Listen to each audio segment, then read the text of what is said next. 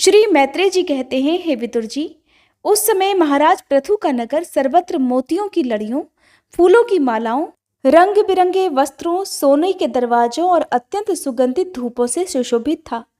उसकी गलियां, चौक और सड़कें चंदन और अर्गजे के जल से सींच दी गई थी तथा उसे पुष्प, अक्षत, फल, यवांकुर, खील और दीपक आदि मांगलिक द्रव्यों से सजाया गया था।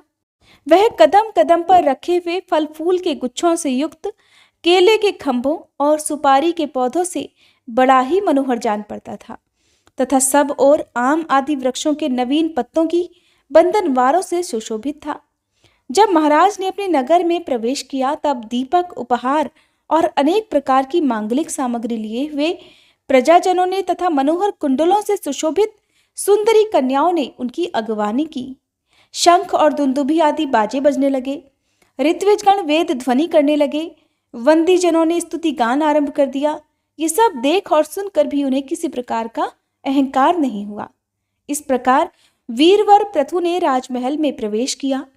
मार्ग में जहां तहां पुरवासी और देशवासियों ने उनका अभिनंदन किया।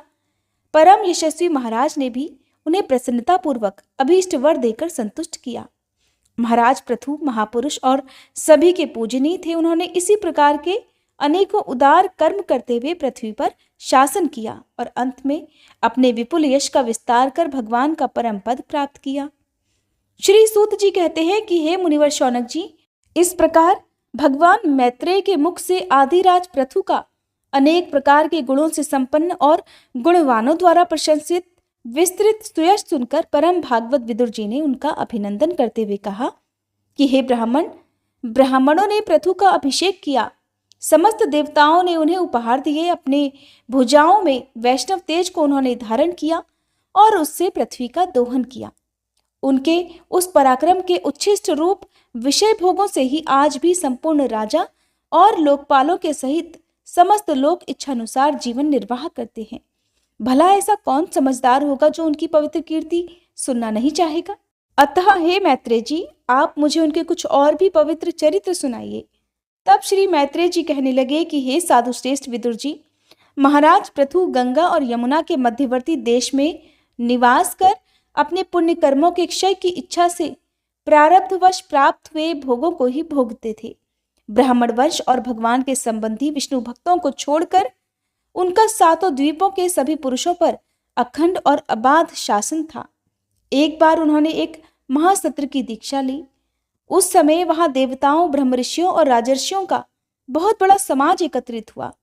उस समाज में महाराज पृथु ने उन पूजनीय अतिथियों का यथा योग्य सत्कार किया और फिर उस सभा में नक्षत्र मंडल में चंद्रमा के समान खड़े हो गए।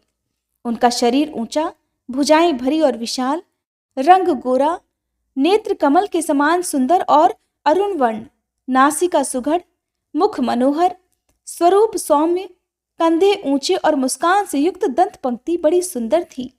उनकी छाती चौड़ी, कमर का पिछला भाग स्थूल और उदर पीपल के पत्ते के समान सुडौल तथा बल पड़े हुए होने से और भी अधिक सुंदर जान पड़ता था।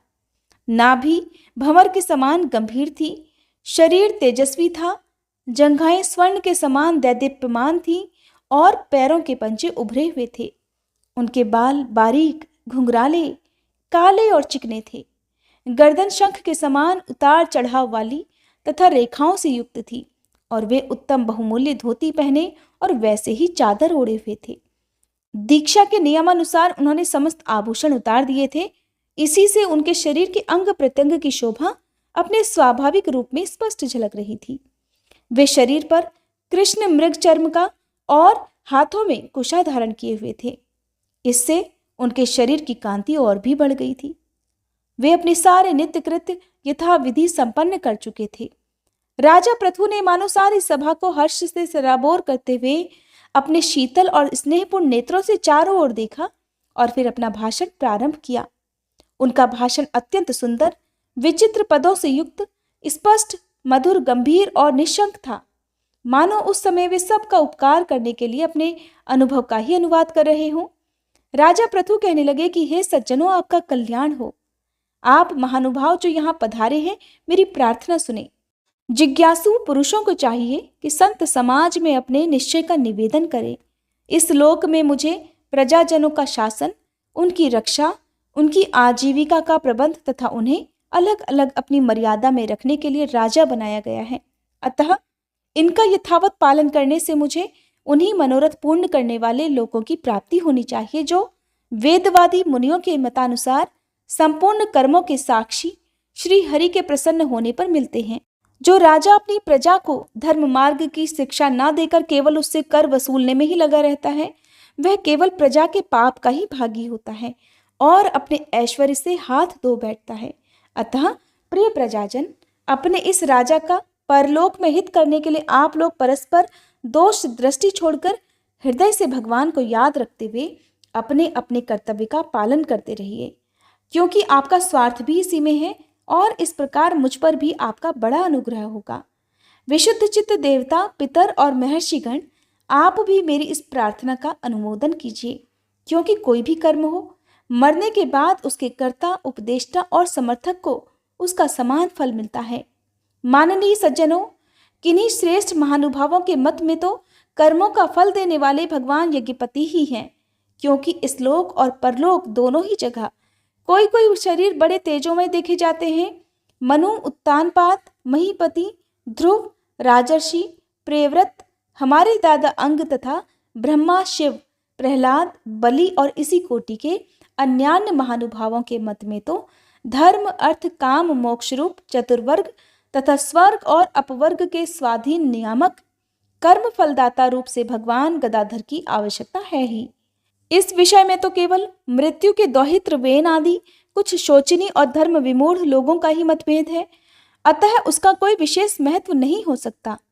जिनके चरण कमलों की सेवा के लिए निरंतर बढ़ने वाली अभिलाषा उन्हीं के चरण नख से निकली हुई गंगा जी के समान संसार ताप से संतप्त जीवों के समस्त जन्मों के संचित मनोमल को तत्काल नष्ट कर देती है।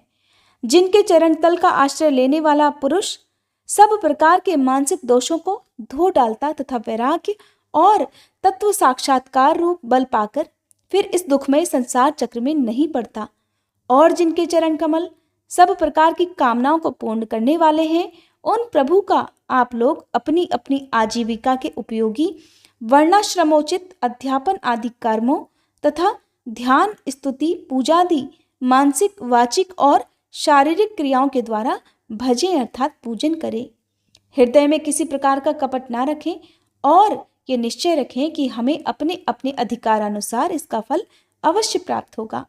भगवान स्वरूपतः विशुद्ध विज्ञान धन और समस्त विशेषणों से रहित हैं, किंतु इस कर्म मार्ग में जौ, चावल आदि विविध द्रव्य, शुक्ल आदि गुण, अवघात अर्थात कूटना आदि क्रिया और मंत्रों के द्वारा और अर्थ, आशय, लिंग तथा ज्योतिष्टोम आदि नामों से संपन्न होने वाले अनेक विशेषण युक्त यज्ञ के रूप में प्रकाशित होते हैं। जिस प्रकार एक ही अग्नि भिन्न भिन्न काष्ठों में उन्हीं के आकार आदि के अनुरूप भासती है, उसी प्रकार वे सर्वव्यापक प्रभु परमानंद स्वरूप होते हुए भी प्रकृति, काल, वासना और अदृष्ट से उत्पन्न हुए शरीर में विषयानुकार बनी हुई बुद्धि में स्थित होकर उन यज्ञ यज्ञादि क्रियाओं के फल स्वरूप से अनेक प्रकार के जान पड़ते हैं। अहो, इस पृथ्वी तल पर मेरे जो प्रजाजन यज्ञ भोक्ताओं के अधीश्वर सर्वगुरु श्री हरि का एकनिष्ठ भाव से अपने अपने धर्मों के द्वारा निरंतर पूजन करते हैं, वे मुझ पर बड़ी कृपा करते हैं। सहनशीलता, तपस्या और ज्ञान, इन विशिष्ट विभूतियों के कारण वैष्णव और ब्राह्मणों के वंश स्वभावतः ही उज्जवल होते हैं। उन पर राजकुल का तेज, धन, ऐश्वर्य आदि समृद्धियों के कारण अपना प्रभाव ना डाले। ब्रह्मादि समस्त महापुरुषों में अग्रगण्य ब्राह्मण भक्त पुराण पुरुष श्री हरि ने भी निरंतर इन्हीं के चरणों की वंदना करके अविचल लक्ष्मी और संसार को पवित्र करने वाली कीर्ति प्राप्त की है। आप लोग भगवान के लोक संग्रह रूप धर्म का पालन करने वाले हैं, अतः आप सभी को सब प्रकार से विनय पूर्वक ब्राह्मण कुल की सेवा करनी चाहिए। इनकी नित्य सेवा करने से शीघ्र ही चित्त शुद्ध हो जाने के कारण मनुष्य स्वयं ही परम शांति रूप मोक्ष प्राप्त कर लेता है। अतः लोक में इन ब्राह्मणों से बढ़कर दूसरा कौन है जो भविष्य भोजी देवताओं का मुख हो सके। उपनिषदों के ज्ञान परक वचन एकमात्र जिनमें ही गतार्थ होते हैं वे भगवान अनंत इंद्रादि यज्ञ देवताओं के नाम से तत्व ज्ञानियों द्वारा ब्राह्मणों के मुख में श्रद्धा पूर्वक हवन किए हुए पदार्थ को जैसे चाव से ग्रहण करते हैं, वैसे चेतना शून्य अग्नि में होमे हुए द्रव्य को नहीं ग्रहण करते। अतः मेरी तो यही अभिलाषा है कि ब्राह्मण कुल, गोवंश और भक्तों के सहित श्री भगवान मुझ पर सदा प्रसन्न रहें। श्री मैत्रेय जी कहते हैं, महाराज पृथु का ये भाषण सुनकर देवता, पितर और ब्राह्मण आदि सभी साधुजन बड़े प्रसन्न हुए और साधु साधु यों कहकर उनकी प्रशंसा करने लगे। उन्होंने कहा, पुत्र के द्वारा पिता पुण्य लोकों को प्राप्त कर लेता है, यह श्रुति यथार्थ है। पापी वेन ब्राह्मणों के शाप से मारा गया था, फिर भी इनके पुण्य बल से उसका नरक से निस्तार हो गया। इसी प्रकार हिरण्यकश्यप भी भगवान की निंदा करने के कारण नरक में गिरने ही वाला था कि अपने पुत्र प्रहलाद के प्रभाव से उन्हें पार कर गया। हे वीरवर पृथु जी, आप तो पृथ्वी के पिता ही हैं और सब लोकों के एकमात्र स्वामी श्री हरि में भी आपकी ऐसी अविचल भक्ति है, इसीलिए आप अनंत वर्षों तक जीवित रहें। आपका सुयश बड़ा पवित्र है। आप उदार कीर्ति ब्राह्मण देव श्री हरि की कथाओं का प्रचार करते हैं। हमारा बड़ा सौभाग्य है कि आज आपको अपने स्वामी के रूप में पाकर हम अपने को भगवान के ही राज्य में समझते हैं। हे स्वामिन, अपने आश्रितों को इस प्रकार श्रेष्ठ उपदेश देना आपके लिए कोई आश्चर्य की बात नहीं है, क्योंकि अपनी प्रजा के ऊपर प्रेम रखना तो करुणामय महापुरुषों का स्वभाव ही होता है। हम लोग प्रारब्धवश विवेकहीन होकर संसारण्य में भटक रहे थे, सो हे प्रभु, आज आपने हमें इस अज्ञान अंधकार के पार पहुंचा दिया। आप शुद्ध सत्वमय परम पुरुष हैं, जो ब्राह्मण जाति में प्रविष्ट होकर क्षत्रियों की और क्षत्रिय जाति में प्रविष्ट होकर ब्राह्मणों की तथा दोनों जातियों में प्रतिष्ठ होकर सारे जगत की रक्षा करते हैं। आपको हमारा नमस्कार है। श्री मैत्रेय जी कहते हैं, जिस समय प्रजाजन परम पराक्रमी पृथ्वीपाल पृथु की इस प्रकार प्रार्थना कर रहे थे, उसी समय वहां सूर्य के समान तेजस्वी 4 मुनीश्वर आए। राजा और उनके अनुचरों ने देखा तथा पहचान लिया कि वे सिद्धेश्वर अपनी दिव्य कांति से संपूर्ण लोगों को पाप निर्मुक्त करते हुए आकाश से उतरकर आ रहे हैं। राजा के प्राण सनकादिकों का दर्शन करते ही जैसे विषयजीवी विषयों की ओर दौड़ता है, उनकी ओर चल पड़े। मानो उन्हें रोकने के लिए ही वे अपने सदस्यों और अनुयायियों के साथ एकाएक उठकर खड़े हो गए। जब वे मुनिगण अर्घ्य स्वीकार कर आसन पर विराज गए, तब शिष्टाप्राणी पृथु ने उनके गौरव से प्रभावित होकर विनयवश गर्दन झुकाए हुए उनकी विधिवत पूजा की। फिर उनके चरणों तक को अपने सिर के बालों पर छिड़का। इस प्रकार शिष्ट जनोचित आचरण का आदर तथा पालन करके उन्होंने यही दिखाया कि सभी सत्पुरुषों को ऐसा व्यवहार करना चाहिए। सनकादि मुनीश्वर भगवान शंकर के भी अग्रज हैं।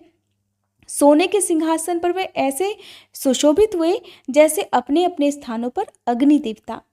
महाराज पृथु ने बड़ी श्रद्धा और संयम के साथ प्रेम पूर्वक उनसे कहा कि हे मंगल मूर्ति मुनीश्वरों, आपके दर्शन तो योगियों को भी दुर्लभ है। मुझसे ऐसा क्या पुण्य बना है जिससे स्वतः आपका दर्शन मुझे प्राप्त हुआ? जिस पर ब्राह्मण अथवा अनुचरों के सहित श्री शंकर जी या विष्णु भगवान प्रसन्न हो, उसके लिए इस लोक और परलोक में कौन सी वस्तु दुर्लभ है?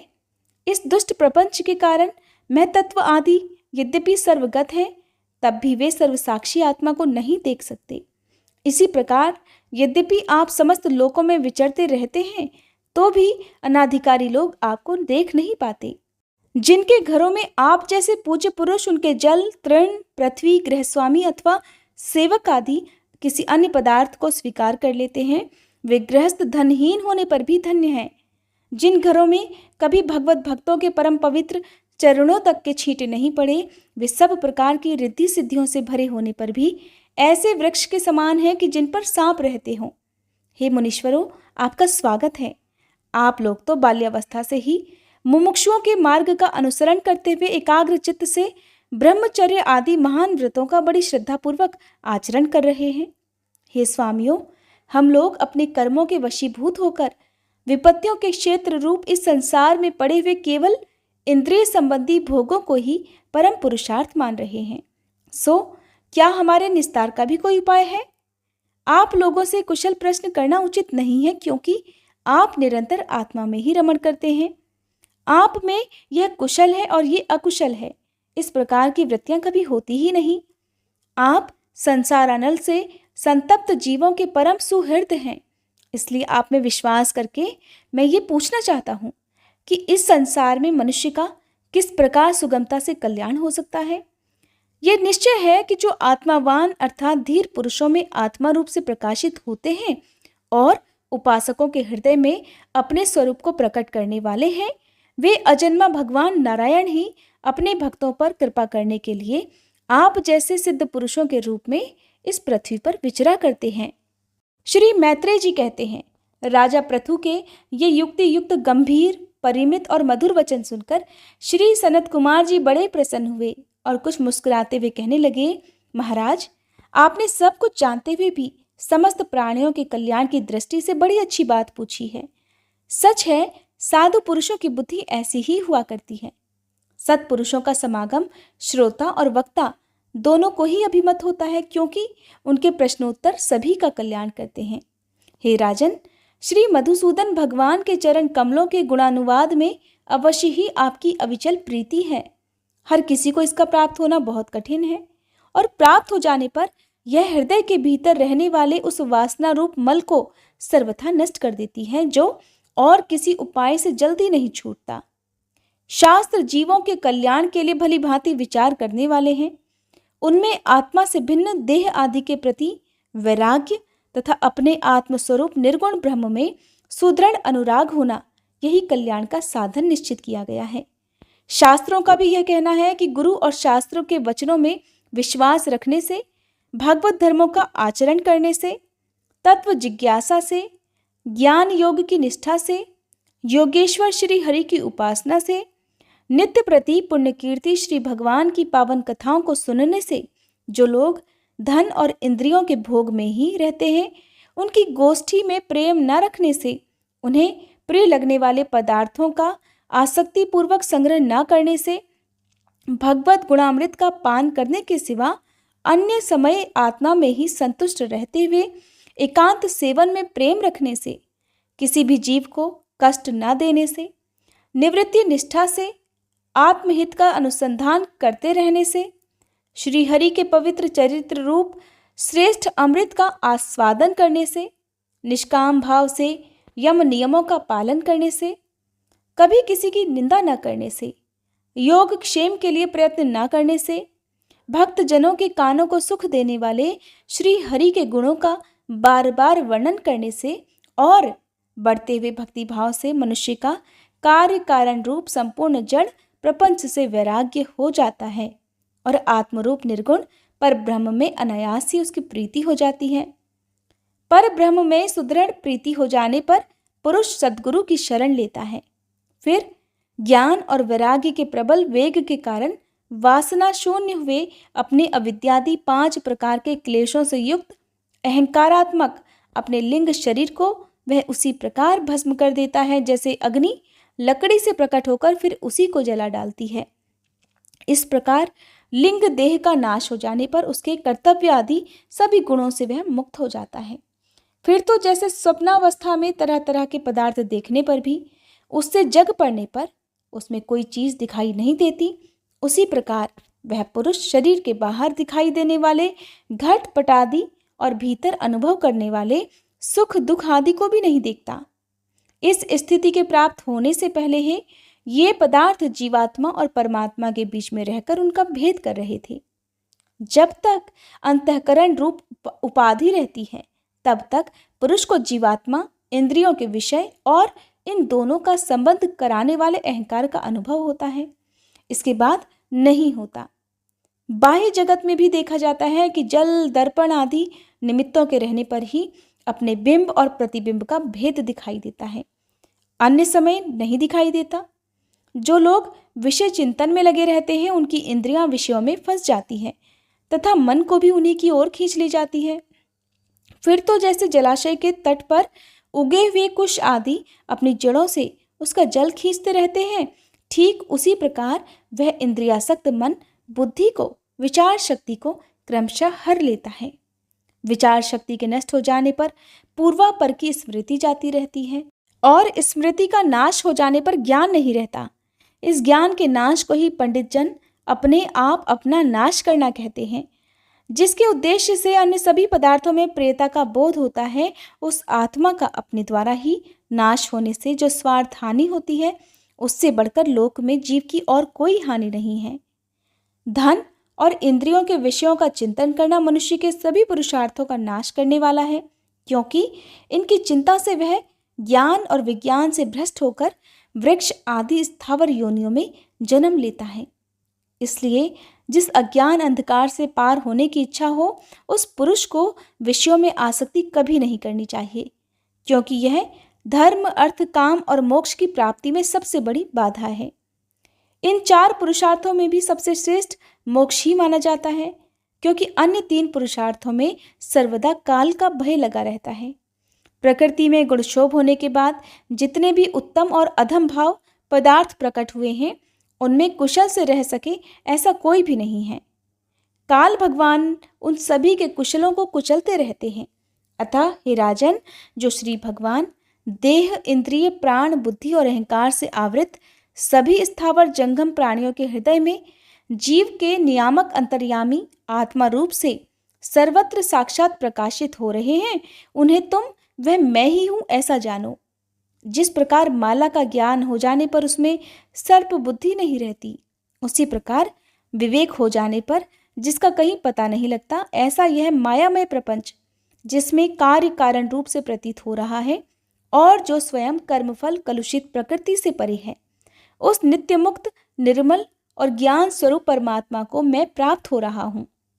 संत महात्मा जिनके चरण कमलों के अंगुली तल की छिटकती हुई छटा का स्मरण करके अहंकार रूप हृदय ग्रंथि को, जो कर्मों से गठित है, इस प्रकार छिन्न भिन्न कर डालते हैं कि समस्त इंद्रियों का प्रत्याहार करके अपने अंतःकरण को निर्विषय करने वाले सन्यासी भी वैसा नहीं कर पाते।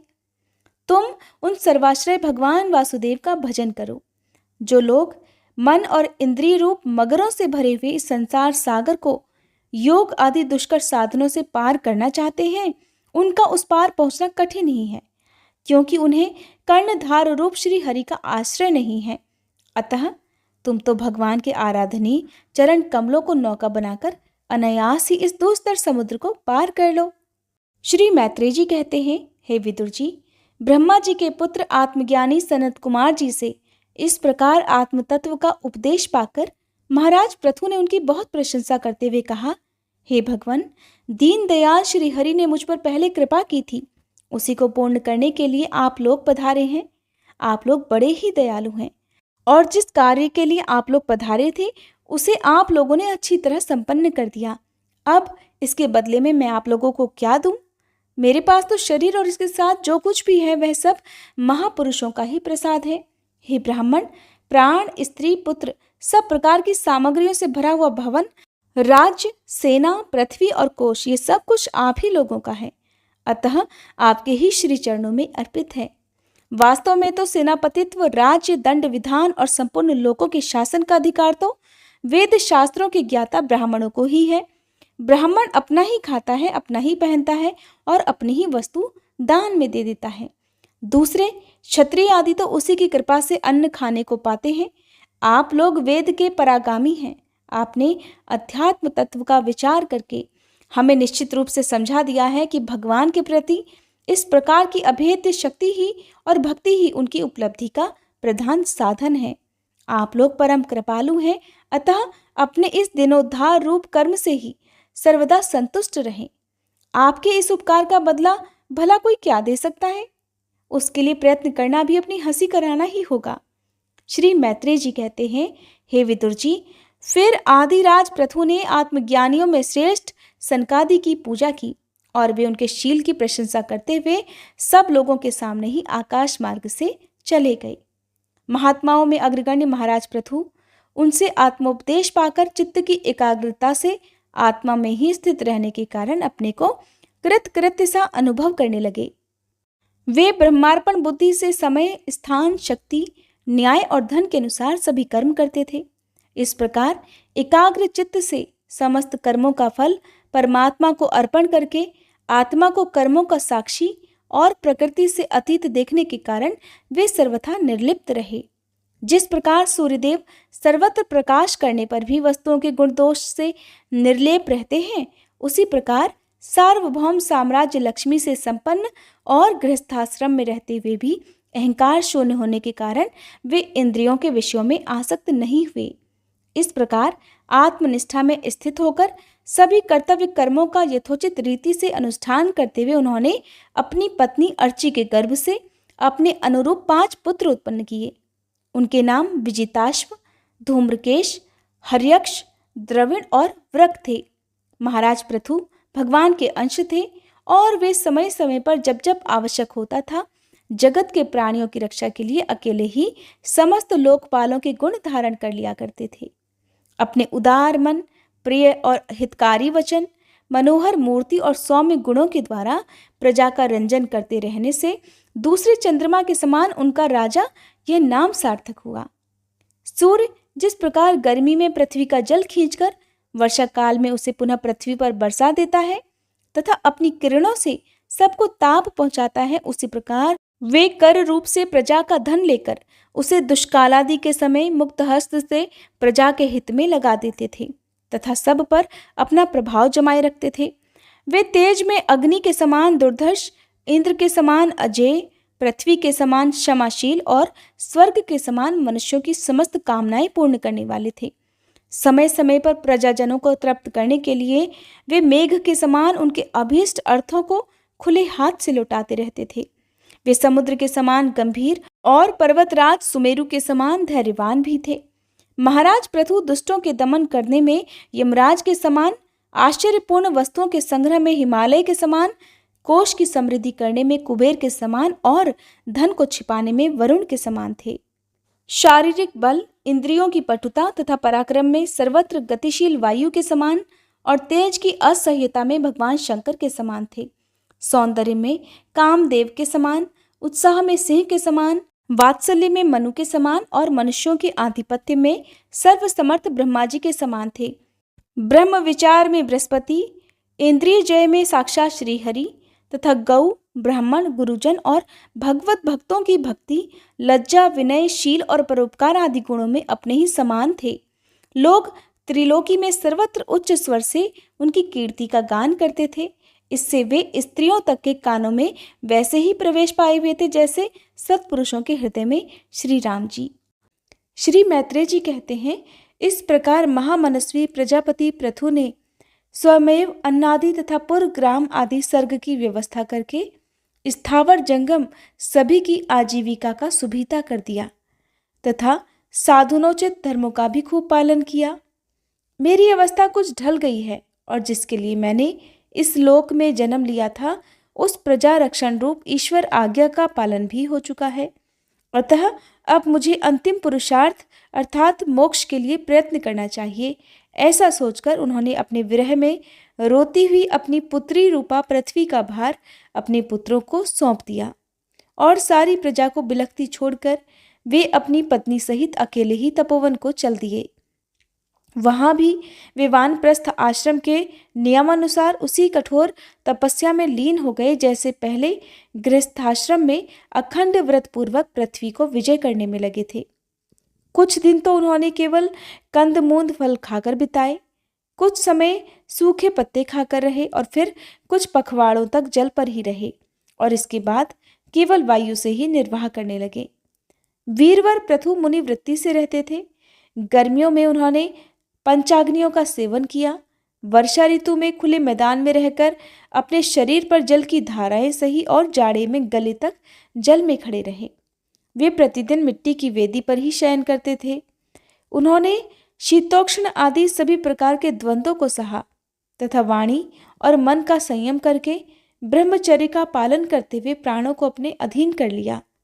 इस प्रकार श्री कृष्ण की आराधना करने के लिए उन्होंने उत्तम तप किया। इस क्रम से उनकी तपस्या बहुत पुष्ट हो गई और उसके प्रभाव से कर्म मल नष्ट हो जाने के कारण उनका चित्त सर्वथा शुद्ध हो गया। प्राणायामों के द्वारा मन और इंद्रियों के निरुद्ध हो जाने से उनका वासना जनित बंधन भी कट गया। तब भगवान सनत कुमार ने उन्हें जिस परमोत्कृष्ट अध्यात्म योग की शिक्षा दी थी उसी के अनुसार राजा पृथु पुरुषोत्तम श्री हरि की आराधना करने लगे। इस तरह भगवत परायण होकर श्रद्धापूर्वक सदाचार का पालन करते हुए निरंतर साधन करने से परब्रह्म परमात्मा में उनकी अनन्य भक्ति हो गई। इस प्रकार भगवत उपासना से अंतःकरण शुद्ध सात्विक हो जाने पर निरंतर भगवत चिंतन के प्रभाव से प्राप्त हुई इस अनन्य भक्ति से उन्हें वैराग्य सहित ज्ञान की प्राप्ति हुई और फिर उस तीव्र ज्ञान के द्वारा उन्होंने जीव के उपाधिभूत अहंकार को नष्ट कर दिया, जो सब प्रकार के संशय विषय परि का आश्रय है। इसके पश्चात देहात्म बुद्धि की निवृत्ति और परात्म स्वरूप श्री कृष्ण की अनुभूति होने पर अन्य सभी प्रकार के सिद्धि आदि से भी उदासीन हो जाने के कारण उन्होंने तत्व ज्ञान के लिए भी प्रयत्न करना छोड़ दिया, जिसकी सहायता से पहले अपने जीवन कोश का नाश किया था। क्योंकि जब तक साधक को योग मार्ग के द्वारा श्री कृष्ण कथा अमृत में अनुराग नहीं होता, तब तक केवल योग साधना से उसका मोहजनित प्रमाद दूर नहीं होता, भ्रम नहीं मिटता। फिर जब अंतकाल उपस्थित हुआ तो वीरवर पृथु ने अपने चित्त को दृढ़तापूर्वक परमात्मा में स्थिर कर ब्रह्म भाव में स्थित होकर अपना शरीर त्याग दिया। उन्होंने एड़ी से गुदा के द्वार को रोक कर प्राण वायु को धीरे धीरे मूलाधार से ऊपर की ओर उठाते हुए उसे क्रमशः नाभि, हृदय, वक्ष स्थल, कंठ और मस्तक में स्थित किया। फिर उसे और ऊपर की ओर ले जाते हुए क्रमशः ब्रह्मरंध्र में स्थिर किया। अब उन्हें किसी प्रकार के सांसारिक भोगों की लालसा नहीं रही। फिर यथास्थान विभाग करके प्राण वायु को समष्टि वायु में, पार्थिव शरीर को पृथ्वी में और शरीर के तेज को समष्टि तेज में लीन कर दिया। हृदयाकाश आदि देहाविच्छिन्न आकाश को महाकाश में और शरीरगत रुधिर आदि जलीय अंश को समष्टि जल में लीन कर दिया। इसी प्रकार फिर पृथ्वी को जल में, जल को तेज में, तेज को वायु में और वायु को आकाश में लीन किया। तदंतर अपने मन को अर्थात सर्विकल्प ज्ञान में जिनके अधीन वह रहता है, उन इंद्रियों में, इंद्रियों को उनके कारण रूप तन्मात्राओं में और सूक्ष्म भूतों के कारण अहंकार के द्वारा आकाश, इंद्रिय और तन्मात्राओं को उसी अहंकार में लीन कर अहंकार को महतत्व में लीन किया। फिर संपूर्ण गुणों की अभिव्यक्ति करने वाले उस महतत्व को मायोपाधिक जीव में स्थित किया। तदंतर उस माया रूपी जीव की उपाधि को भी उन्होंने ज्ञान और वैराग्य के प्रभाव से अपने शुद्ध ब्रह्म स्वरूप में स्थित होकर त्याग दिया। महाराज पृथु की पत्नी महारानी अर्ची भी उनके साथ वन को गई थी। वे बड़ी सुकुमारी थी, पैरों से भूमि का स्पर्श करने योग्य भी नहीं थी। फिर भी उन्होंने अपने स्वामी के व्रत और नियम आदि का पालन करते हुए उनकी खूब सेवा की और मुनिवृत्ति के अनुसार कंद मूंद आदि से अपना निर्वाह किया। इससे यद्यपि वे बहुत दुर्बल हो गई थी, तब भी प्रियतम के कर स्पर्श से सम्मानित होकर उसी में आनंद मानने के कारण उन्हें किसी प्रकार का कष्ट नहीं होता था। अब पृथ्वी के स्वामी और अपने प्रियतम महाराज पृथु की देह को जीवन के चेतता आदि सभी धर्मों से रहित देखकर उस सती ने कुछ देर विलाप किया। फिर पर्वत के ऊपर चिता बनाकर उसे उस चिता पर रख दिया। उसके बाद उस समय के सारे कृत्य कर नदी के जल में स्नान किया। अपने परम पराक्रमी पति को जलांजलि देकर आकाश स्थित देवताओं की वंदना की तथा 3 बार चिता की परिक्रमा कर पतिदेव के चरणों का ध्यान करती हुई उस अग्नि में प्रवेश कर गई। परम साध्वी अर्ची को इस प्रकार अपने पति वीरवर पृथु का अनुगमन करते देख सहस्त्रों वरदायिनी देवियों ने अपने अपने पतियों के साथ उनकी स्तुति की। यहाँ देवताओं के बाजे बजने लगे। उस समय उस मंदराचल के शिखर पर वे देवांगनाएं पुष्पों की वर्षा करती हुई आपस में इस प्रकार कहने लगी, अहो ये स्त्री धन्य है। इसने अपने पति राज राजेश्वर पृथु की मन वाणी शरीर से ठीक उसी प्रकार सेवा की है जैसे श्री लक्ष्मी जी यज्ञेश्वर भगवान विष्णु की करती हैं। अवश्य ही अपने अचिंत्य कर्म के प्रभाव से ये सती हमें भी लांघ कर अपने पति के साथ उच्चतर लोकों को जा रही है। इस लोक में कुछ ही दिनों का जीवन होने पर जो लोग भगवान के परम पद की प्राप्ति कराने वाला आत्मज्ञान प्राप्त कर लेते हैं, उनके लिए संसार में कौन पदार्थ दुर्लभ है। अतः जो पुरुष बड़ी कठिनता से भूलोक में मोक्ष का साधन स्वरूप मनुष्य शरीर पाकर भी विषयों में आसक्त रहता है, वह निश्चय ही आत्मघाती है। श्री मैत्रेय जी कहते हैं, विदुर जी, जिस समय देवांगनाएं इस प्रकार स्तुति कर रही थी, भगवान के जिस परम धाम को आत्मज्ञानियों में श्रेष्ठ भगवत प्राण महाराज पृथु गए, महारानी अर्ची भी उसी पतिलोक को चली गई। परम भागवत पृथु जी ऐसे ही प्रभावशाली थे। उनके चरित्र बड़े उदार हैं। मैंने तुम्हारे सामने उनका वर्णन किया। जो पुरुष इस परम पवित्र चरित्र को श्रद्धापूर्वक एकाग्र चित्त से पढ़ता, सुनता अथवा सुनाता है, वह भी महाराज पृथु के पद भगवान के परम धाम को प्राप्त होता है। इसका सकाम भाव से पाठ करने से ब्राह्मण ब्रह्म तेज प्राप्त करता है, क्षत्रिय पृथ्वीपति हो जाता है, वैश्य व्यापारियों में प्रधान हो जाता है और शूद्र में साधुता आ जाती है। स्त्री हो अथवा पुरुष, जो कोई इसे आदर पूर्वक 3 बार सुनता है, वह अगर संतानहीन हो तो पुत्रवान, धनहीन हो तो महाधनी, कीर्तिहीन हो तो यशस्वी और मूर्ख हो तो पंडित हो जाता है। यह चरित्र मनुष्य मात्र का कल्याण करने वाला और अमंगल को दूर करने वाला है। यह धन, यश और आयु की वृद्धि करने वाला, स्वर्ग की प्राप्ति कराने वाला और कलयुग के दोषों का नाश कराने वाला है। यह धर्म आदि चतुर्वर्ग की प्राप्ति में भी बड़ा सहायक है। इसलिए जो लोग धर्म, अर्थ, काम और मोक्ष को भली भांति सिद्ध करना चाहते हैं, उन्हें इसका श्रद्धापूर्वक श्रवण करना चाहिए। जो राजा विजय के लिए प्रस्थान करते समय इसे सुनकर जाता है, उसके आगे आकर राजा लोग उसी प्रकार भेंटें रखते हैं जैसे पृथु के सामने रखते थे।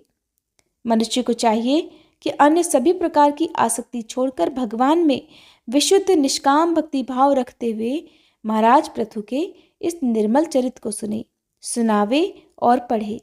विदुर जी, मैंने भगवान के महात्म्य को प्रकट करने वाला ये परम चरित्र तुम्हें सुना दिया। इसमें प्रेम करने वाला पुरुष महाराज पृथु की सी गति प्राप्त करता है। जो पुरुष इस पृथु चरित्र का प्रतिदिन आदर पूर्वक निष्काम भाव से श्रवण और कीर्तन करता है, उसका जिनके चरण संसार सागर को पार करने के लिए नौका के समान है, उन श्री हरि में सुदृढ़ अनुराग हो जाता है।